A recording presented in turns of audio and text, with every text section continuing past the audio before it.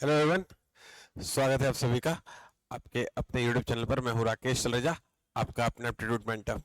बच्चे लोग, इस वाले वीडियो में मैं अब बच्चों से अभी कल जो सीजीपीएससी का जो एग्ज़ाम हुआ था, जो कि 11 फरवरी 2024 का था, तो सीजीपीएससी 2023 का जो एग्ज़ाम है उसमें सी सेट का जो सेक्शन है उसमें मैं आपको डिटेल में सारे के सारे क्वेश्चंस का विद सॉल्यूशन प्रोवाइड करने वाला हूं। तो मेरे साथ इस वाले वीडियो में एंड तक बने रहिएगा, ठीक है। तो यहां से शुरू करते हैं। ये रहा वो सी सेट का पेपर जो कि 11 फरवरी 2024 को हुआ था, और उसका ये रहा पहला वाला क्वेश्चन। तो पहले वाले क्वेश्चन पर वो कहता है कि उत्तर की ओर जाने वाला एक व्यक्ति दाहिनी ओर मुड़ जाता है, फिर उसके कुछ समय बाद वो बाईं ओर मुड़ता है। तो उत्तर की ओर मतलब ये ऊपर की तरफ ये वाला डायरेक्शन होगा, अगर आपको ख्याल हो तो ये नॉर्थ होता है, ये साउथ होता है, ये ईस्ट होता है और ये वेस्ट होता है, ठीक है। तो उत्तर की ओर जाने वाले व्यक्ति दाहिनी ओर मुड़ जाता है, मेरा दाहिनी ओर इस तरफ आएगा, इस तरीके से, ठीक। फिर उसके बाद वो कहता है कि ये उसका स्टार्टिंग पॉइंट है, उत्तर की ओर जा रहा था और दाहिनी ओर मुड़ गया। कुछ समय बाद वह बाईं ओर मुड़ता है, तो कुछ समय बाद वो बाईं ओर मुड़ेगा। इसका मतलब जब मैं इस तरफ देख रहा हूं तो मेरा बाईं ओर जो है इस तरफ आ जाएगा, ठीक है। फिर वो कहता है फिर वो अपने दाहिनी ओर मुड़ जाता है, कुछ समय बाद बाईं ओर मुड़ता है और फिर बाईं ओर मुड़ता है। मतलब वो दो बार बाईं ओर मुड़ रहा है। बच्चे लोग ध्यान दिया आपने, उत्तर की ओर जाने वाला एक व्यक्ति पहले दाहिनी ओर मुड़ेगा, तो उत्तर की ओर जा रहा था, ये रहा, फिर दाहिनी ओर मुड़ा, फिर कुछ समय बाद बाईं ओर मुड़ा, मतलब बाईं ओर इस तरफ आ गया ऐसा, फिर बाईं ओर मुड़ता है। तो अब जो मेरा बाईं ओर आएगा ना वो इस तरफ आएगा, तो वो इस तरफ मुड़ चुका है, ठीक है। फिर वह अपनी दाईं ओर मुड़ जाता है। अब जब मैं इस तरफ देख रहा हूंगा तो जो मेरा दायां ओर होगा वो इस तरफ होगा ऐसा, ठीक है, कंफर्टेबल है। और कुछ दूरी के बाद वो अपने दाईं ओर मुड़ जाता है, तो दाईं ओर जो है इस तरफ होगा। अब आपसे पूछ रहा है कि अब वह किस दिशा में देख रहा है, तो जो उसका फाइनल वाला जो डायरेक्शन है वो इस वाली दिशा की तरफ है। तो ये वाली जो दिशा है वो कोई और नहीं होती है, वो होती है ईस्ट। तो इस क्वेश्चन का सही जवाब हो जाना चाहिए था पूर्व, ईस्ट। तो इस वाले पेपर में जिस भी बच्चे का पेपर उसने ईस्ट मारा था, जो कि एकदम सही है। अब हम लोग चलते हैं नेक्स्ट वाले क्वेश्चन की तरफ। ये रहा अपने पास अगला वाला क्वेश्चन, ठीक है। अगला क्वेश्चन में बोलता है कि किसी कोड में चिल्ड्रन को समथिंग कहा गया है, तो उसी कोड में ज्योमेट्री को क्या कहा जाएगा। तो आप अगर थोड़ा सा ध्यान देते तो ये जो चिल्ड्रन है इसको अपन ने कोड को डिकोड करने के लिए ऐसे हाफ से ब्रेक किया, और ये लिखा हुआ है BGH K। तो आपको दिखाई दे रहा होगा, तो इन सब में जो है -1 चल रहा है।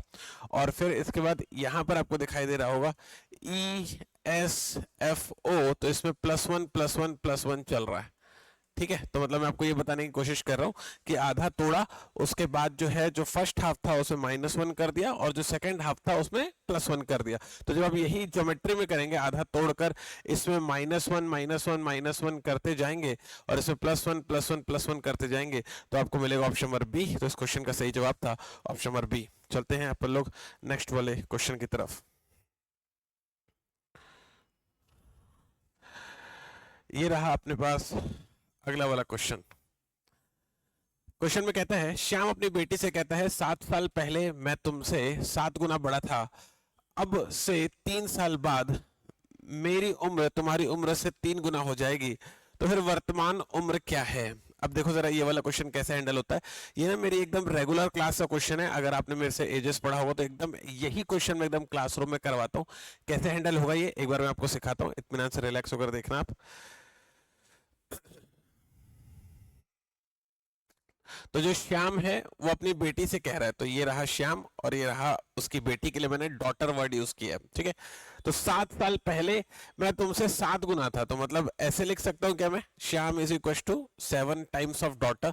तो इसका मतलब मैं ऐसे बोल सकता हूँ कि चलो 7 S upon daughter is equal to 1/S, या फिर 7/1 भी बोल लेते हैं। इसको मैं ऐसा बोल सकता हूँ कि देखो तो दैट इज 7/1, ठीक है। ये चीज मैंने इसलिए करके बताई कि एक बार आपको अंदाजा लग जाए, बाकी मुझे ऐसा लगता है कि आपको पहले से ही पता होगा। तो देखो जरा, जब S रेशियो में D कर रहा हूँ, और ये है 7 ईयर बिफोर का पीरियड, है ना, क्वेश्चन में यही गिवन है 7 साल पहले, तो यहाँ पर S रेशियो D जो है वो आता है 7:1, तो ये हो गया 7 और ये हो गया 1, ठीक है। फिर उसके बाद बोलता है अब से 3 साल बाद, तो यहाँ पर आ जाएगा 3 ईयर आफ्टर वाला पीरियड, ठीक। मेरी उम्र तुम्हारी उम्र से 3 गुना हो जाएगी, तो जैसे मैंने 7:1 किया वैसे ही 3:1 होता होगा, मानते हो? अब इसको क्वेश्चन को हैंडल करने के लिए अपन क्या करेंगे, थोड़ा सा रिलैक्स होकर सुनना। इन दोनों के बीच का हम लोग गैप देखते हैं, तो इन दोनों के बीच का गैप कितना है बच्चे लोग? 10 साल है, ठीक है। अब इन दोनों के बीच का गैप देखोगे तो 7 और 3 के बीच का गैप होता है 4, 1 और 1 के बीच का गैप होता है 0। ये दोनों गैप जो है ना वो सेम होना चाहिए, तो अगर वो सेम नहीं होता है तो हम लोग उसको सेम बनाते हैं। कैसे सेम बनाते हो सर, वो मैं आपको सिखाता हूँ, एक बार रिलैक्स होकर सीखना आप। इसके लिए अपन क्या करेंगे, इन दोनों के बीच का डिफरेंस निकालते हैं। 3 और 1 के बीच का डिफरेंस कितना है? 2। 7 और 1 के बीच का डिफरेंस कितना है? 6। तो अब क्रॉस मल्टीप्लाई होगा, इसका इन दोनों में मल्टीप्लाई होगा तो ये हो जाएगा 6 × 18, 6 कम 6। इसका इन दोनों में मल्टीप्लाई होगा तो ये हो जाएगा 7 दूनी 14, 2 एकम 2। अब अगर आप फर्क देखेंगे तो ये 4 का फर्क और ये 4 का फर्क है, दोनों फर्क सेम हो गए। ये दरअसल श्याम के लिए काउंट होगा और ये उसकी डॉटर के लिए काउंट होगा। तो अगर आपको 7 साल पहले की, 7 ईयर बिफोर की श्याम की एज निकालनी हो तो आप कैसे निकालेंगे? इस 10 का गुणा करेंगे, श्याम के पास जो भी डेटा है 14, और उसमें डिवाइड कर देंगे इस वाले 4 को, ऐसा, ठीक है। तो इसे डिवाइड करते हैं तो आपको पता चलेगा ये आ जाएगा 7 × 5 = 35। तो ये 7 साल पहले मुझे पता चल गया कि जो श्याम है वो 35 साल का था। तो आपसे वर्तमान उम्र पूछ रहे, जब 7 साल पहले वो 35 का था तो आज प्लस 7 कर दूंगा तो 35 और 7 वो निकल कर आ जाएगा 42। तो इस क्वेश्चन का जो सही जवाब था वो था ऑप्शन नंबर सी, 42 ईयर्स। तो ये क्वेश्चन इस तरीके से सॉल्व होना था। आई होप आप बच्चों ने इस वाले सॉल्यूशन को, इस वाले शॉर्ट ट्रिक को एंजॉय किया होगा। चलते हैं नेक्स्ट वाले क्वेश्चन की तरफ।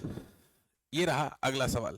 अब इस वाले क्वेश्चन को सॉल्व करने के लिए हम लोग क्या करेंगे, 2 की पावर 30, 2 की पावर 30, 2 की पावर 30 4 टाइम्स लिखा हुआ है, तो इसके लिए हम लोग करेंगे 2 की पावर 30। अब मैं क्या करूंगा, मैं इन सब से 2 की पावर 30 बाहर निकाल चुका हूं, तो ऐसा ये बचता होगा, मानते हो?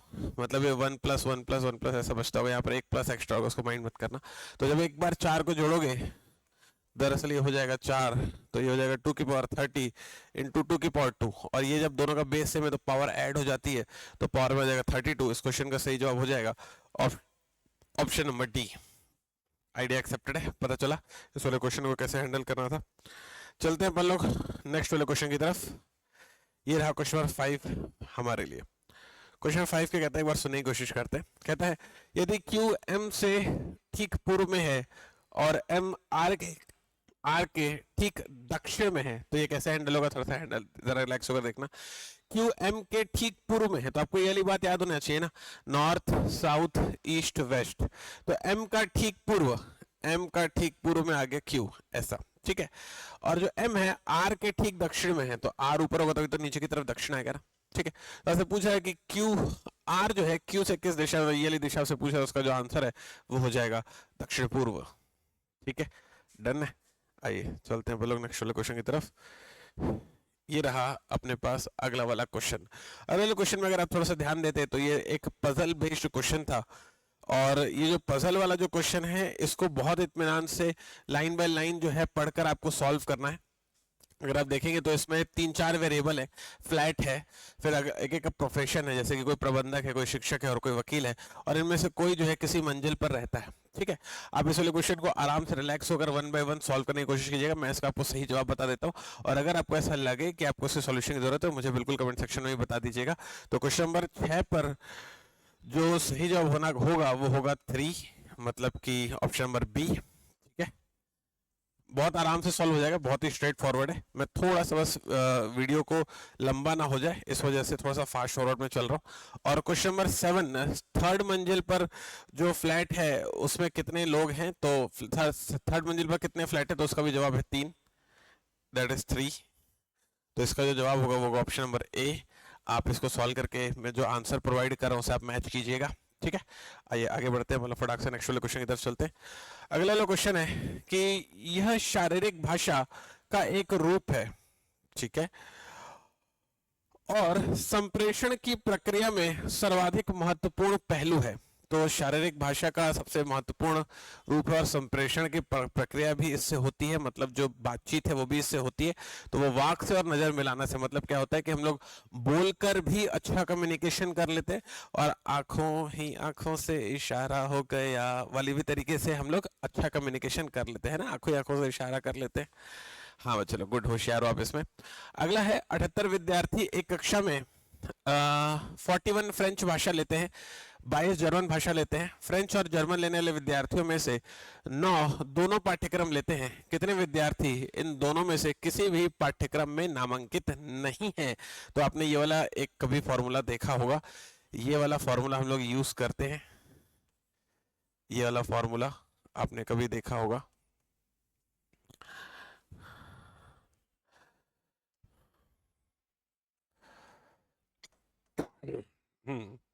जिसमें ये वाली चीज कन्वे करती है कि वो कम से कम एक में है, कम से कम एक में है, और ये वाली चीज कन्वे करती है कि दोनों में है।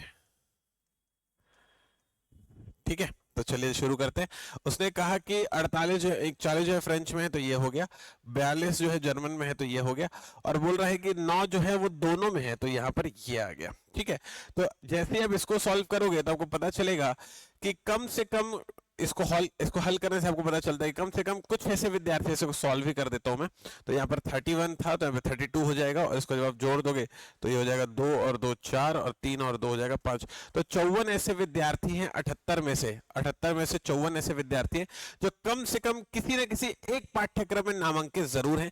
वो आपसे बोल रहा है कि दोनों में से किसी पाठ्यक्रम में से कितने हैं जो नामांकित नहीं है, तो ये बोल रहा है कि कम से कम एक में तो नामांकित जरूर है। तो जो बच जाएंगे 78 में से जैसे 54 को माइनस करूंगा, जो बच जाएंगे वो किसी भी पाठ्यक्रम में नामांकित नहीं होंगे। इसका जो आंसर आप सॉल्व कर लीजिएगा वो आएगा 24।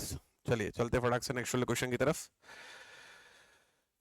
कहता है 45 छात्रों की कक्षा में आदित्य की रैंक शीर्ष से 12 है। एकदम मेरी क्लास में करवाया वो क्वेश्चन है। अगर आपने मुझसे जो सीसेट वाली जो तैयारी है वो हमारे साथ अगर एप्लीकेशन में की है तो ये वाला क्वेश्चन मैंने एकदम क्लासरूम में सॉल्व करके बताया। इसके लिए हमको फंडा भी देता हूँ, top plus bottom is equal to total plus 1। I hope आपको ये वाला जो फंडा है वो सुना सुना सा लग रहा होगा। तो 45 छात्र हैं, यहाँ पर हो गया 45 प्लस 1, शीर्ष से 12 है तो इस तरीके से हो जाएगा।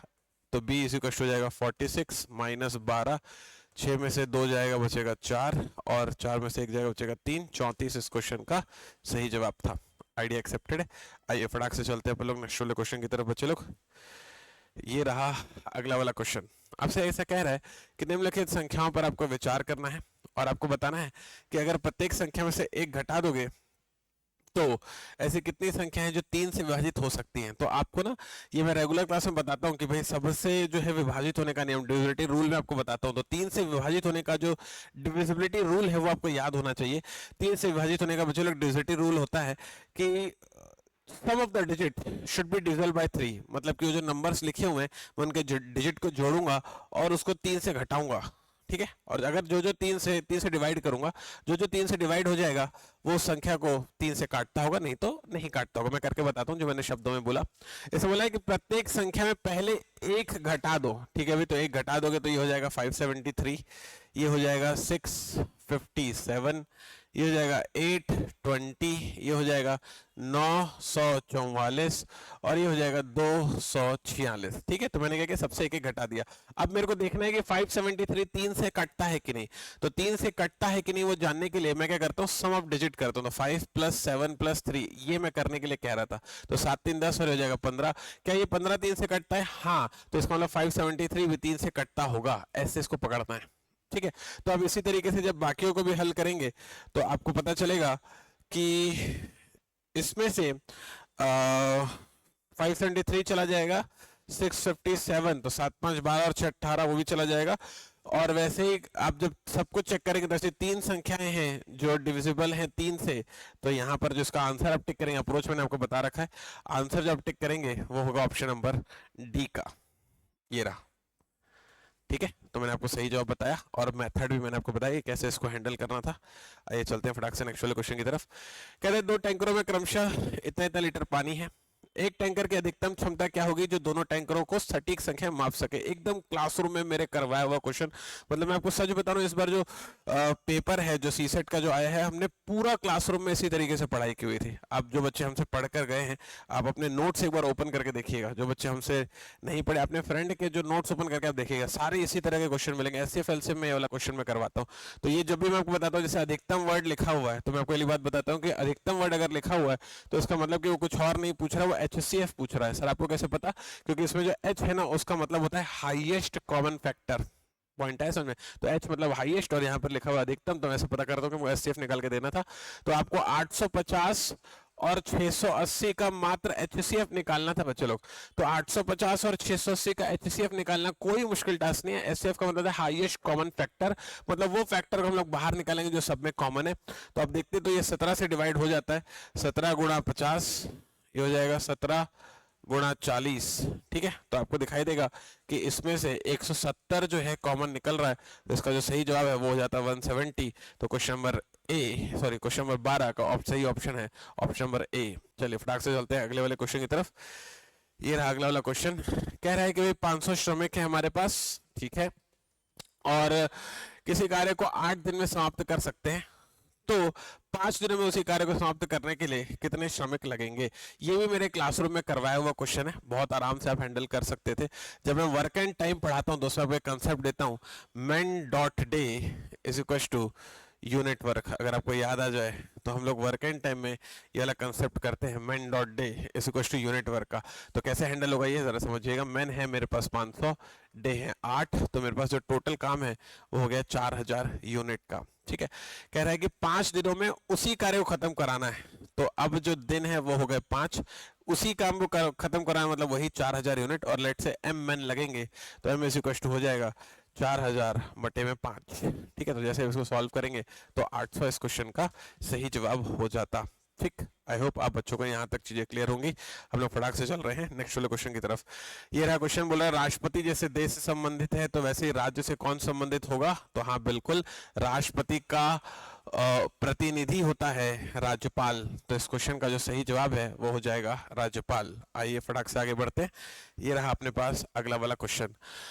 अगले वाले क्वेश्चन में हमको ना कुछ अनिवार्यता दी हुई है, जैसे कि किसी भी एग्जाम में सिलेक्शन पाने के लिए 55% अंक होना जरूरी है, फिर उसके बाद जो है चयन साक्षात्कार में 40% होना जरूरी है। तो ऐसे कंडीशन आपको दी हुई है, और ये कंडीशन देने के बाद में 4-5 कंडीशन गिवन है। फिर उसके बाद आपसे पूछ रहा है कि भाई जैसे फॉर एग्जाम्पल हमारे पास जो कैंडिडेट है उसका नाम है राकेश, हाँ मैं ही उठाइए, तो इसका नाम है राकेश, और आपसे पूछ रहा है कि जैसे उसको 56% अंक मिले बीबीए में, ठीक है, तो उसने क्या किया, ये ग्रेजुएशन कर लिया। तो उसका पहला वाला कंडीशन अगर आप देखोगे तो पहला वाला कंडीशन ये था कि कम से कम 55% अंक होने चाहिए, किसी विषय में स्नातक होना चाहिए। तो स्नातक मतलब ग्रेजुएट हो गया, कम से कम 55 होना चाहिए। तो उसको कितने मिले थे भाई, राकेश को 56 मिले थे। इसका मतलब राकेश ने पहली कंडीशन सेटिस्फाई कर ली है, ठीक है। तो इसी तरीके से हम लोग दूसरी, तीसरी, चौथी सारी की सारी कंडीशन सेटिस्फाई करवाएंगे, और सारी कंडीशन सेटिस्फाई करवाने के बाद हम वाली चीज देखेंगे कि वो किस में जो है सेट हो रहा है, ठीक है। तो जब आप देखेंगे तो आपको पता चलेगा। मैं आपको आंसर्स प्रोवाइड करता हूं।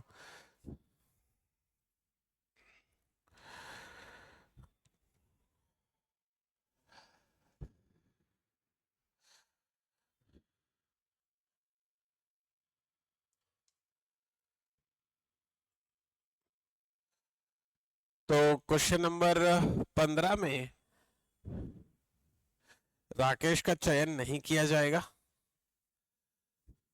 क्वेश्चन नंबर 16 में वर्षा, से वही कंडीशन आप ऊपर से टैली करवाना जैसे मैं एक बार करके बताया था, वर्षा का चयन हो जाएगा, ठीक है। और क्वेश्चन नंबर 17 में निधि का चयन नहीं किया जाएगा, ठीक है। तो आप इसको जो सॉल्व करेंगे अपने आंसर से मिला दीजिएगा, मैंने बच्चों को आंसर प्रोवाइड किए हैं। चलते हैं फटाक से अपन नेक्स्ट वाले क्वेश्चन की तरफ। ये रहा अपने पास अगला वाला क्वेश्चन, कह रहा है 2000 रुपए की राशि है और आपको जो है 7% साधारण ब्याज की निवेश की जाती है। तो पूछ रहा है प्रत्येक वर्ष के अंत में ब्याज की गणना करें, 20वें वर्ष के अंत में ब्याज क्या होगा। तो हम लोग को फंडा पता है, ऐसा इज इक्वल टू होता है PRT अपॉन 100, जिसमें P है आपके पास 2000, रेट परसेंट है आपके पास 7%, और ये 20 साल के लिए ऐसा होना है, ठीक है। जैसे हम इसको सॉल्व करते हैं तो आपको सही जवाब मिलता है 2800। चलते हैं अपन लोग नेक्स्ट वाले क्वेश्चन की तरफ। ये रहा अपने पास अगला वाला क्वेश्चन, कह रहा है निम्नलिखित में से कौन सा जो कथन है वो संबंधित नहीं है, ठीक है भाई। तो अगर आप देखेंगे तो पहला कहता है हम सीखने के लिए सुनते हैं, फिर दूसरा कहता है हम संबंध बनाने और बनाए रखने के लिए सुनते हैं, ठीक है। फिर कहता है हम विवादों के समाधान के लिए सुनते हैं, और फिर कहता है कि श्रवण तभी होता है जब आप प्रतिक्रिया नहीं देते हैं। तो इसका जो सही जवाब है हम संबंध बनाने और बनाए रखने के लिए सुनते हैं। ठीक है, चलिए आगे बढ़ते हैं नेक्स्ट वाले क्वेश्चन की तरफ। कह रहा है 10 से लेकर 190 के बीच 10 के सभी गुणनफलों का औसत क्या होगा। ठीक है भाई, तो इसको सॉल्व करने के लिए अपन क्या करेंगे, 10 20 30 ऐसा, और लिखा है दोनों शामिल हैं इसलिए जाएंगे अपन 190 तक। ठीक है, तो आपको औसत निकालना है, तो क्योंकि बीच में ना इनका जो डिफरेंस है वो सेम है, 10 और 20 के बीच का गैप 10 है, 20 और 30 के बीच का गैप 10 है, तो अगर डिफरेंस कॉमन हो तो अगर आपको एवरेज निकालने के लिए कहा जाए तो उसके लिए ट्रिक होती है, ये सिर्फ तब लगाना जब डिफरेंस कॉमन होगा। जैसे सबके बीच का गैप जो है 10-10 है तो ट्रिक में लगा सकता हूँ। एवरेज निकालने के लिए हम लोग यूज करते हैं पदों का योग बटे पदों की संख्या, लेकिन यहाँ पर मैं ट्रिक लगाऊंगा अपनी, ये क्लास में आपको ट्रिक बताता हूँ मैं। ट्रिक क्या होगी कि जो अगर डिफरेंस कॉमन हो तो जो first term plus last term divide by 2 करने से भी आपको एवरेज पता चल जाता है। ठीक है, तो इसका जो सही जवाब हो जाएगा वो हो जाएगा 100। आइए चलते हैं मतलब फटाक से नेक्स्ट वाले क्वेश्चन की तरफ। ये रहा अपने पास अगला वाला क्वेश्चन। कहता है यह गैर मौखिक संप्रेषण के लिए प्रयुक्त शारीरिक भाषा का अध्ययन है। तो आपको बताना है कि इसमें कौन सा वाला सही जवाब है। तो इसका जो सही जवाब होगा वो होगा बच्चे लोग गतिकी, ऑप्शन नंबर सी इस क्वेश्चन का सही जवाब होने वाला है। ठीक है, आइए फटाक से चलते हैं नेक्स्ट वाले क्वेश्चन की तरफ। कहता है जैसे सितार गिटार से संबंधित है तो तानपुरा किससे संबंधित है। तानपुरा संबंधित है वायलिन से। वो जो शाहरुख खान के मूवीज में आपने देखा होगा ना, बैकग्राउंड में वायलिन बजाने वाले आ जाते हैं जैसे शाहरुख खान के दिल के तार हिलते हैं। तो अगला है सप्ताह के किस दिन में बेंगलुरु गया। ठीक है भाई, मोहन जो है बेंगलुरु गया सप्ताह के किस दिन में वो आपको बताना है। तो मोहन ने बुधवार को छुट्टी ली थी। बेंगलुरु अपनी यात्रा के पिछले दिन शुक्रवार को मोहन अपने भाई से मिलने गया था। ठीक है भाई, तो यात्रा के पिछले दिन जो है अपने भाई से मिलने गया, तो फिर यात्रा कब किया होगा, शनिवार को। कंफर्टेबल है अपन लोग, अगले ही दिन उसकी यात्रा हुई होगी, भाई से मिलकर प्लेन में बैठ गया होगा। ठीक है, आइए चलते हैं नेक्स्ट वाले क्वेश्चन की तरफ। कह रहा है दोनों कथनों को पढ़े और सबसे उपयुक्त विकल्प भी चुने। वर्ष के किस महीने में राहुल छुट्टियों के लिए विदेश गया था, ये आपको बताना है। ठीक है, तो आपको फिर से वही एक एक करके, राहुल को ठीक से याद है कि वह साल के छिमाही पर गया था। ठीक है, फिर वैसे ही अगला वाला जो कंटेंट है वो कहता है कि राहुल के बेटे को ठीक से याद है कि वह 31 मार्च के बाद लेकिन 31 मई के पहले गया था। तो आपको बताना है कि कौन से वाला जो सेक्शन है उसको यूज करके आप इस वाले सवाल का जवाब दे सकते हैं। माफ कीजिएगा, तो इसमें मुझे सिर्फ और सिर्फ कथन 2 की आवश्यकता होगी और कथन 2 को ही देखकर मैं इसका जवाब दे दूंगा। तो इसका जो आंसर होगा वो होगा ऑप्शन नंबर डी। चलिए फटाक से चलते हैं लोग नेक्स्ट वाले क्वेश्चन की तरफ। ये रहा अगला वाला क्वेश्चन। कह रहा है कि नेसेसरी के पहले और तीसरे अक्षर को, फिर दूसरे और छठे अक्षर को, और 7वें और 9वें अक्षर को आपस में बदल दे तो बाएं से 7वें अक्षर के लिए निम्नलिखित कौन सा वाला सही जवाब होगा। तो आप इस वाले क्वेश्चन को स्वयं ही बहुत आराम से हैंडल कर सकते हैं, जैसा बोला एग्जैक्टली वैसे ही कीजिएगा। मैं आपको सही जवाब बता देता हूँ, इसका सही जवाब होगा ऑप्शन नंबर वाई। जहां पर ट्रिक की जरूरत है मैं खुद बताऊंगा, लेकिन ये थोड़ा बहुत खुद से करने वाले क्वेश्चन आप कर सकते हैं, कोई विशेष नहीं है। अगला वाला क्वेश्चन कहता है आपसे कि एक व्यक्ति को प्रसन्न बनाता है, संबंध बनाने और बनाए रखने में सहायता करता है, तो इसके लिए आपको कौन सी वाली जो संभावना है वो सफल होती दिखाई दे रही है। तो मेरे को सकारात्मक अभिवृत्ति, मतलब कि जो पॉजिटिव एटीट्यूड है वो मेरे को सही होते हुए दिखाई दे रहा है। ठीक है, आइए आगे बढ़ते हैं। कहते हैं दो व्यक्तियों के आय का अनुपात 9:7 है और उनके व्यय का अनुपात 4:3 है। वे दोनों जो है 2-2 हज़ार रुपए बचा लेते हैं, तो उनकी मासिक आय ज्ञात कीजिए। कुछ नहीं करना था ऐसे वाले क्वेश्चन में, ये जो ऑप्शन है ये आपको ना मासिक आय का ही गिवन है। तो अगर आप देखेंगे इन दोनों को डिवाइड करके तो यहाँ पर जो अनुपात आएगा वो आएगा 9:7 का। ठीक है, यहाँ पर जो अनुपात आएगा वो आएगा 1:1 का। यहाँ पर जो अनुपात आएगा वो आएगा 11:10 का। यहाँ पर जो अनुपात आएगा वो आएगा अनुपात 4 चौक 16, 4 तिया 12, 4:3 का।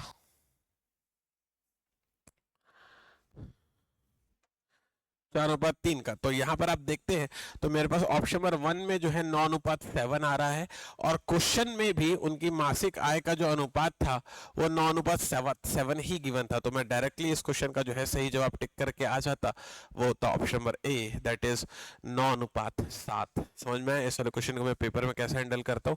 ऑल्दो इसके लिए हमारे पास ट्रिक भी है, मेथड भी है, लेकिन ये क्वेश्चन डायरेक्टली सॉल्व हो जा रहा था, तो क्यों अपन इसमें अपना मेहनत करें। नेक्स्ट है आपको बताना है कि कौन सा भिन्न है। गाजर, आलू, चुकंदर जमीन के अंदर होते हैं, खीरा आंसर होगा इसका। तो इस क्वेश्चन का जो सही जवाब है वो हो जाएगा option number D, that is खीरा। ठीक है, आइए आगे बढ़ते हैं, चलते हैं लोग नेक्स्ट वाले क्वेश्चन की तरफ। क्वेश्चन नंबर 29 पे कहता है ए बी से अधिक धनवान है, सी से अधिक धनवान है, सी ए से अधिक धनवान है। अब इसके लिए आप सारा का कुछ दरअसल रैंकिंग में आपको मैं पढ़ाता हूँ, सारा का सारा कुछ आप जैसा एग्जैक्टली बोला है वैसे ही आप उसे क्रिएट करते जाएंगे, और जब उसे आप क्रिएट करेंगे तो फिर आपको पता चलेगा कि कौन जो है सबसे धनवान वाले लिस्ट में बीच में आकर बैठा हुआ है। तो आपको पता चलेगा इसका जो सही जवाब होने वाला है, ये बिल्कुल क्रम यहाँ पे बना हुआ है जो कि एकदम सही है। तो इसका जो सही जवाब होगा वो होगा ऑप्शन नंबर सी। तो ऑप्शन नंबर सी मतलब कि सी इस क्वेश्चन का सही जवाब है, बीच में आकर जो बैठा है वो बैठा है सी। ठीक है, आइए आगे बढ़ते, सी इसमें आपको टिक करना था। अगला है श्री और श्रीमती अग्निहोत्री के बच्चे रीमा, राजू, सुनील और करकेरा के बच्चे हैं। सुनील और स्वीटी शादीशुदा है और उनके 2 बच्चे हैं, अमर और सोनू। ठीक है भाई। गीतिका और राहुल श्री और श्रीमती अमीन के बच्चे हैं। गीतिका की शादी शिवेंद्र से हुई और उनके प्रथुल प्रतीक्षा नामक बच्चे हैं। ठीक है भाई, तो ये दरअसल ब्लड रिलेशन का क्वेश्चन हमारे पास आ गया। तो ब्लड रिलेशन में कहता है रमेश का प्रतीक से क्या संबंध है। आप इसके लिए फैमिली ट्री ड्रॉ करेंगे, मैं आपको आंसर बता देता हूँ फटाफट। इसका आंसर होगा चाचा, that is uncle, question number 30 का। चलते हैं नेक्स्ट वाले क्वेश्चन की तरफ। अगला क्वेश्चन है राहुल का शिवेंद्र से क्या संबंध है। तो उसका आंसर हो जाएगा ब्रदर इन लॉ। बिल्कुल ये जो टिक किया हुआ बच्चे ने एकदम सही सॉल्व किया है। इस क्वेश्चन का सही जवाब है वो है ब्रदर इन लॉ। ठीक है, और अगला क्वेश्चन है क्वेश्चन नंबर 32। एक आदमी लगातार 8 मीटर पूर्व की ओर जाता है और 6 मीटर उत्तर की ओर चलता है। ठीक है भाई, तो अगर आप देखेंगे तो ये कुछ इस तरीके से होगा। ये हो गया 8 मीटर पूर्व की ओर और 6 मीटर उत्तर की ओर, ऐसा। ठीक है, तो आपसे ये पूछ रहा है, इसको और अगर करेक्ट फॉर्म में बनाना चाहो, ऐसा ऐसा 8 और 6। तो आपसे पूछ रहा है कि प्रारंभिक और अंतिम बिंदु के बीच की दूरी क्या होगी। तो इसमें आपको पाइथागोरस थ्योरम लगाना था, 8 का स्क्वायर प्लस 6 का स्क्वायर अंडर रूट। इसका जो सही जवाब होता वो होता 10। ठीक है, आइए आगे बढ़ते, चलते हैं अपन लोग नेक्स्ट वाले क्वेश्चन की तरफ। क्वेश्चन कहता है यह बहिर्गामी बातूनी दृढ़ एवं ऊर्जायुक्त व्यवहार दर्शाता है। तो इसका जो सही जवाब होगा वो हो जाएगा बहिर्मूर्खता, मतलब कि एक्सट्रोवर्ट पर्सन। ठीक है, एक्सट्रोवर्ट पर्सन जो है वो बिल्कुल इसी तरीके के बिहेवियर वाले होते हैं। नेक्स्ट है एक हवाई अड्डे में एक हवाई जहाज निकलता है, 1000 किलोमीटर प्रति घंटे की दूर की गति से उत्तर की ओर उड़ता है। ठीक है भाई, तो कैसा स्ट्रक्चर बनेगा जरा देखिएगा, ऐसा। ठीक है, ये हो गया नॉर्थ और ये हो गया ईस्ट। ठीक, ईस्ट नहीं वेस्ट की तरफ उड़ रहा है क्या। ठीक है भाई, फिर से एक बार ड्रॉ कर देता हूँ, ये हो गया नॉर्थ और ये हो गया वेस्ट। ठीक है, तो 1000 की गति से उत्तर की ओर गया, फिर उसी समय पर एक दूसरा हवाई जहाज है वो 1200 की गति से पश्चिम की ओर गया, ये रहा वो पश्चिम। तो बोल रहा है कि 1.5 घंटे में दोनों हवाई जहाज एक दूसरे से कितना दूर होंगे। पॉइंट है समझ में। तो आपको ये निकालना पड़ेगा कि भाई 1.5 घंटे में उनके द्वारा चली गई दूरी क्या होगी। तो अगर 1000 किलोमीटर 1 घंटे में, तो 1.5 घंटे में वो चलता होगा 1500। ठीक है, मतलब आधा और ऐड हो जाएगा। और वैसे ही 1200 किलोमीटर जो है 1 घंटे में, तो 1.5 घंटे में चलता होगा वो 1800। ठीक है, तो 600 और ऐड हो जाएगा। तो यहाँ पर आपको है 1500 और यहाँ पर आपको है 1800, और फिर से वही पाइथागोरस थ्योरम आप लगाएंगे और आपको ये वाली चीज जो है 1800 का स्क्वायर प्लस 1500 का स्क्वायर, ये आपको निकाल कर इसको देनी है। तो जैसे आप इसको सॉल्व करेंगे तो इसका जो आंसर आएगा वो आएगा 300√61 है। इसको स्वयं से कैलकुलेट कर लीजिएगा। इसका जो सही जवाब है वो मैं आपको बता देता हूँ। इसका सही जवाब है 300√61, मतलब कि ऑप्शन नंबर सी इस क्वेश्चन का सही जवाब होगा। ये आप स्वयं से कर सकते हैं, सिर्फ कैलकुलेशन है। मेथड मैंने आप बच्चों को प्रोवाइड कर दिया और कुछ विशेष नहीं था, सिर्फ और सिर्फ पाइथागोरस थ्योरम लगाना था। ठीक है, अगला है एक खुले मस्तिष्क से सुनने और बदले में एक विश्वसनीय संदेश भेजने की क्षमता क्या कहलाती है। तो जो हम सुनते हैं और बदले में जो अपने मुंह से शब्द निकालते हैं वो संप्रेषण होता है, कम्युनिकेशन होता है। ठीक, आइए फटाक से अपन लोग आगे बढ़ते हैं। नेक्स्ट वाला क्वेश्चन है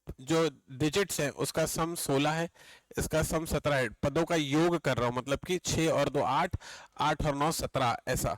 इसका भी 17 है, तो जो भिन्न आ रहा है वो आ रहा है ऑप्शन नंबर ए। तो इस क्वेश्चन का जो सही जवाब हो जाता ऑप्शन नंबर ए। अगला क्वेश्चन कहता है प्रभावी संश्लेषण, ठीक है, और प्रभावी संप्रेषण कौशल में निम्नलिखित में से क्या शामिल है? लिखित संप्रेषण मतलब आपको अगर सही तरीके से कम्युनिकेट करें तो क्या शामिल है? लिखकर, सुनकर, या विवाद को समाधान करके? तो इनमें से जो सही जवाब होगा वो होगा उपरोक्त सभी। सभी के सभी इसमें शामिल हैं। अगला क्वेश्चन है भारत के गौरवशाली अतीत का सबसे अच्छा प्रमाण पश्चिम में आयुर्वेदिक दवाओं में बढ़ती लोकप्रियता को मिलता है। तो हमारे जो है वेस्टर्न कंट्रीज में लोग जो आयुर्वेदिक दवाएं हैं उसको वहाँ के लोग बहुत ज़्यादा पसंद कर रहे हैं। क्या उसका रीज़न हो सकता है कि आयुर्वेदिक दवाएं जो है भारत में लोकप्रिय नहीं है इसलिए वो लोग पसंद कर रहे हैं? क्या नहीं, ये बहुत ही गलत बात है। भारत में एलोपैथिक दवाएं अधिक लोकप्रिय है, हम लोग जो है एलोपैथिक दवाई ही खाते हैं, खुद हम लोग आयुर्वेदिक छोड़ चुके हैं? क्या नहीं, ये भी बहुत बड़ी गलत ही बात है। तो इसका जो आंसर होगा न तो एक न तो दो, किसी का भी अनुसरण नहीं करता, ऑप्शन नंबर डी इसमें आपको टिक करके आना चाहिए था। ठीक है, डन है। चलिए आगे बढ़ते हैं, चलते हैं हम लोग नेक्स्ट वाले क्वेश्चन की तरफ। आपको बताना है कि निम्नलिखित में से कौन सा सामाजिक कौशल नहीं है? ठीक है भाई, तो इसमें जो आपकी रचनात्मक सोच है वो सामाजिक कौशल नहीं है। तो इसका जो सही जवाब होगा वो हम लोग टिक करते option number D, that is रचनात्मक सोच। ठीक है, आइए चलते हैं अपन लोग नेक्स्ट वाले क्वेश्चन की तरफ। अगला वाला क्वेश्चन कहता है, क्वेश्चन नंबर 49, राजीव ने मुंबई से अपनी यात्रा के लिए योजना बनाई है। बहुत अच्छा काम किया है राजीव ने, गुड राजीव।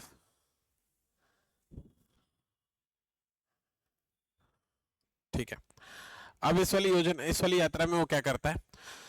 वह कुल दूरी का 5/9 भाग हवाई जहाज से जाएगा। तो कुल दूरी मान लेता हूँ x है, उसका जो है 5/9 भाग वो हवाई जहाज से गया। शेष दूरी का 3/4 भाग वह रेलगाड़ी से जाता है। तो शेष दूरी का 3/4 भाग, तो इसका जो शेष बचेगा वो बचेगा 5/9 का। अगर मैं शेष निकालूंगा तो आ जाएगा मेरे पास 1 माइनस, तो आ जाएगा 4/9 x। तो ये जो शेष दूरी है इसका 3/4 भाग, तो 4/9x गुणा 3/4 भाग, ऐसा। तो इसका सॉल्व कर 4 से 4 कट जाएगा, 3/3 आ जाएगा, तो x/3। ठीक है, तो x/3 भाग वो जो है रेल से जाता है, ये जो है वो प्लेन से जाता है। तो और जो बची हुई दूरी है शेष जो है वो कार से तय करता है। ठीक है भाई, तो आपको ये बताना है कि मुंबई के लिए कुल दूरी कितनी होगी। ठीक है भाई, तो ऐसा सीन बनेगा, प्लेन से गया 5/9x, फिर रेलवे से गया x/3, और जो बच गया वो कार से गया 200, और कुल मिलाकर जो सब हो जाएगा वो x के इक्वल हो जाएगा। ये ऐसा वाला इक्वेशन बनेगा इसका। ठीक है, तो ये वाला जो मैंने आपको समीकरण बना कर दिया ना, ये आपको सॉल्व करना है x के लिए। तो जैसे आप इसको x के लिए सॉल्व करेंगे तो आपको जवाब मिलेगा 1800 किलोमीटर। ऑप्शन नंबर ए इस क्वेश्चन का सही जवाब हो जाएगा। ठीक है,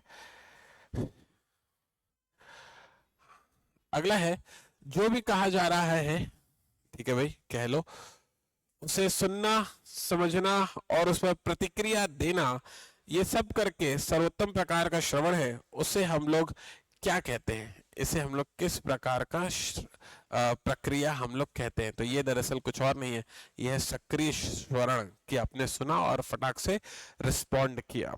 ठीक, आइए चलते हैं हम लोग नेक्स्ट वाले क्वेश्चन की तरफ। कहता है नूतन शब्द के अक्षरों को बाएं से दाएं वर्णानुक्रम क्रम में व्यवस्थित कीजिए। तो आपको क्या कहता है, नूतन जो वर्ड लिखा हुआ है उसको बाएं से दाएं की तरफ अल्फाबेटिकल ऑर्डर में ABCD वाले क्रम में आपको जमाना है। आपको बताना है कि ऐसे कितने अक्षर होंगे जो अपना स्थान नहीं बदलेंगे। तो इसका जो आंसर आएगा बच्चे लोग वो आएगा कोई नहीं। ठीक है, नन, ऐसा कोई भी अक्षर नहीं है जिसका स्थान नहीं बदलेगा, सारे के स्थान बदल जाएंगे। अगला है, किसी व्यक्ति की परिस्थिति में स्वयं को कल्पना करने के द्वारा किसी भी भावना और अनुभव का साझा करने की योग्यता क्या कहलाती है?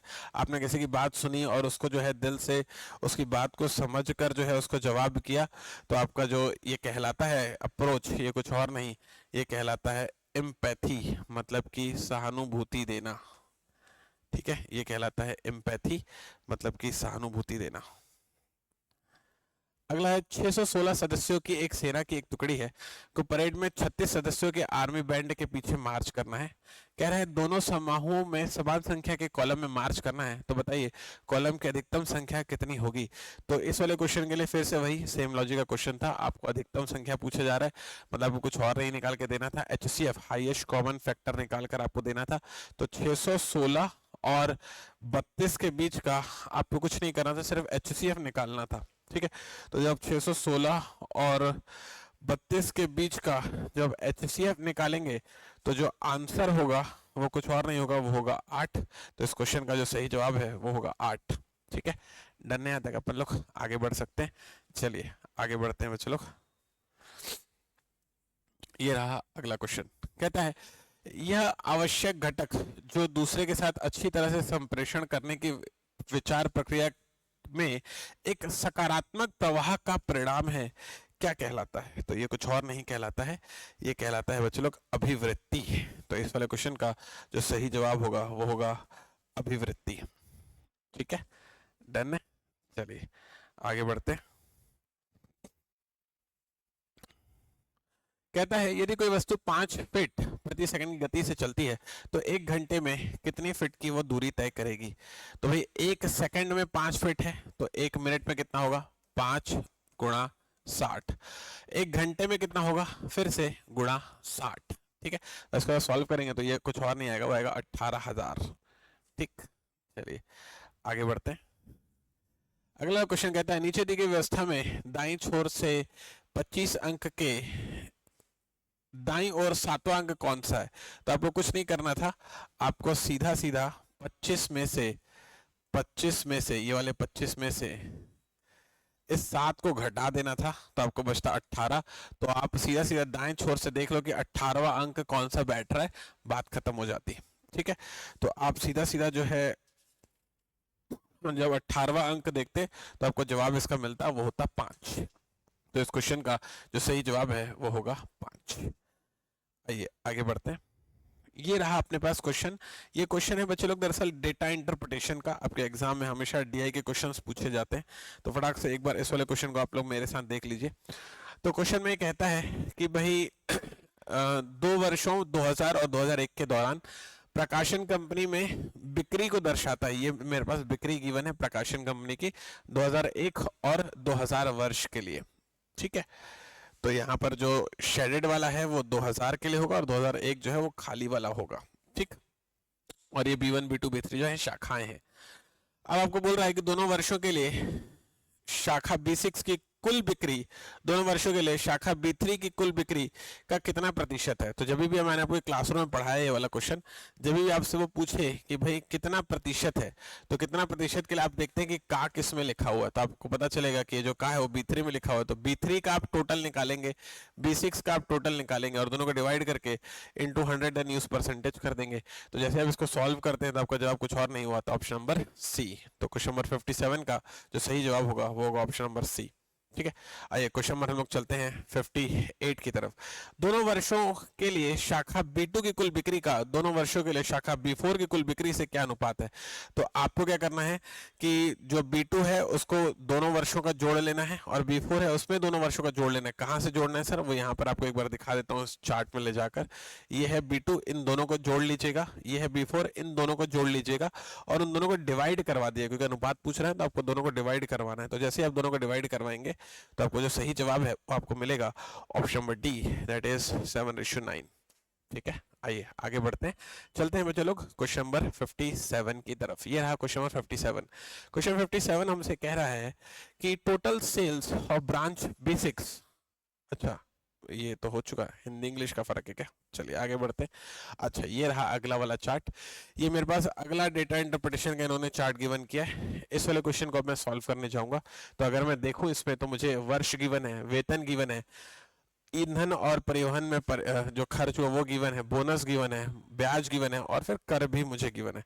कह रहा है कि इस अवधि के दौरान कंपनी को प्रति वर्ष ब्याज की औसत राशि कितनी चुकानी पड़ी, तो आपको कुछ नहीं करना था, इन सभी को जोड़ देना था। ठीक है, इन सभी को जोड़ते और 5 से भाग दे देते। ये बच्चे ने किया भी हुआ है, जिनका भी ये पेपर हमने फोटो ली हुई है, तो इन सबको हमने जोड़ दिया और 5 से भाग दे दिया, तो आंसर आ जाएगा एवरेज, जो कि हो जाएगा दैट इज 36.66।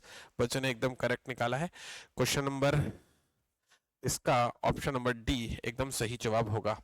ठीक है, आइए चलते हैं आगे, बढ़ते हैं हम लोग नेक्स्ट वाले क्वेश्चन की तरफ। ये रहा अगला वाला क्वेश्चन।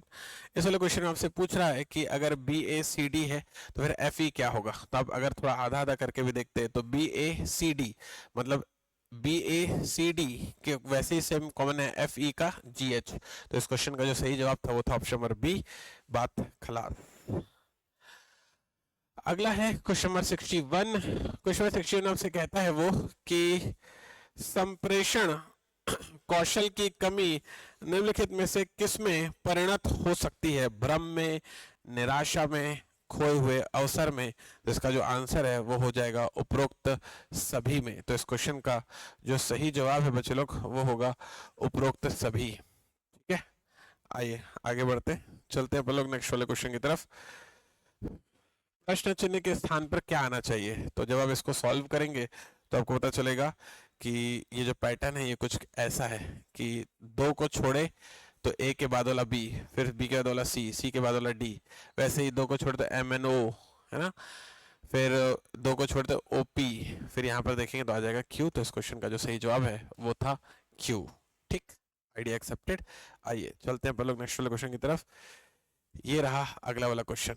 कहता है यदि 120 में 4 व्यक्तियों के एक परिवार को 30 दिनों तक संभाला जा सकता है तो 300 रुपए में 6 व्यक्तियों के परिवार को कितने दिनों तक आप संभालोगे। तो आपको ना मैं रेगुलर क्लास में अपना ये वाला फंडा देता हूँ, अगर आपको याद आ जाए। फंडा मैं आपको देता हूँ M1 D1 T1 upon W1 is equal to M2 D2 T2 upon W2, जिसको मैं बोलता हूँ MDT या DMT upon W, DMT upon W is equal to constant. ये वाला फंडा में आपने मुझसे क्लास में दसों हजारों बार सुना होगा। अब यहाँ पे W की जगह पर उसने पैसे यूज किए हैं, तो मैंने आपको बताया था क्लास में कि जितना काम करो उतने पैसे मिलते हैं, मतलब वर्क इक्विवेलेंट तो क्या हो जाता है, मनी हो जाता है। ठीक है, तो ऐसा हो जाएगा। मैन है मेरे पास पहले केस में 4 दिन लगाते हैं वो 30, और यहाँ W में मनी लिखूंगा वो लगती है 120, ऐसा। ठीक है, फिर वो कहता है कि भाई रुपए हैं हमारे पास 300, व्यक्ति हैं हमारे पास 6, और लेट से दिन लगाएंगे हम लोग D, ऐसा। तो जैसे ही आप इस वाले एक्सप्रेशन को सॉल्व करेंगे, इस वाले एक्सप्रेशन को सॉल्व करेंगे और जब आप D की वैल्यू निकालेंगे तो आपको सही वाला जवाब पता चल जाएगा, और इस क्वेश्चन का जो सही जवाब है वो है 50। तो ऑप्शन नंबर सी इस क्वेश्चन का सही जवाब होगा। ठीक, आइए चलते हैं हम लोग नेक्स्ट वाले क्वेश्चन की तरफ। ये रहा अगला वाला क्वेश्चन। निम्नलिखित में से कौन सा एक मृदु कौशल का उदाहरण नहीं है। तो मृदु कौशल का जो उदाहरण है वो है सोशल मीडिया और मार्केटिंग, सामाजिक मीडिया और विपणन। इस वाले क्वेश्चन का सही जवाब होने वाला है ऑप्शन नंबर सी, इस क्वेश्चन का सही जवाब होगा। ठीक है, आइए आगे बढ़ते हैं। यह दूसरों को हमारे दृष्टिकोण को समझाने की योग्यता है। अच्छा भाई, तो हम जो है अपने दृष्टिकोण को अगर सामने वाले को समझा पाते हैं तो ये योग्यता क्या कहलाती है। ये योग्यता कुछ और नहीं, वो कहलाती है इन्फ्लुएंसर, मतलब कि प्रभाव। तो क्वेश्चन नंबर 65 का सही जवाब होने वाला है इन्फ्लुएंसर, दैट इज प्रभाव। ठीक है, आइए आगे बढ़ते हैं। ये रहा अगला वाला क्वेश्चन।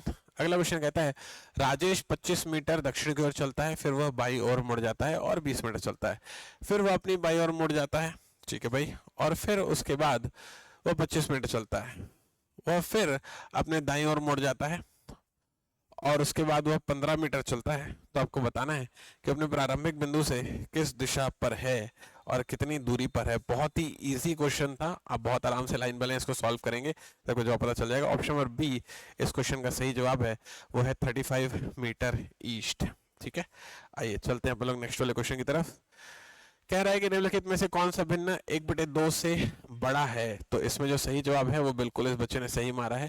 आप इसको सॉल्व कीजिएगा, एक एक को आपको सॉल्व करेंगे तो पता चल जाएगा। 4/7 जो है वो आपको 1/2 से बड़ा दिखाई देगा, और बाकी सारे के सारे 1/2 से छोटे होंगे। ठीक है, चलिए नेक्स्ट वाले क्वेश्चन की तरफ आगे बढ़ रहे हैं हम लोग।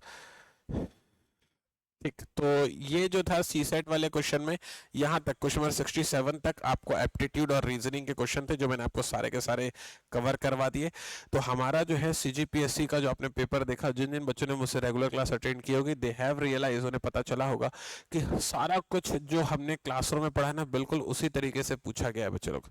ठीक है, तो हम लोग जो हैं आपके उज्जवल भविष्य की कामना करते हैं, और मुझे उम्मीद है कि इस वाले क्वेश्चन में आप सभी बच्चों ने बहुत अच्छा परफॉर्म किया होगा। मुलाकात होगी आपसे नेक्स्ट वाले वीडियो में, तब तक अपना ख्याल रखिएगा।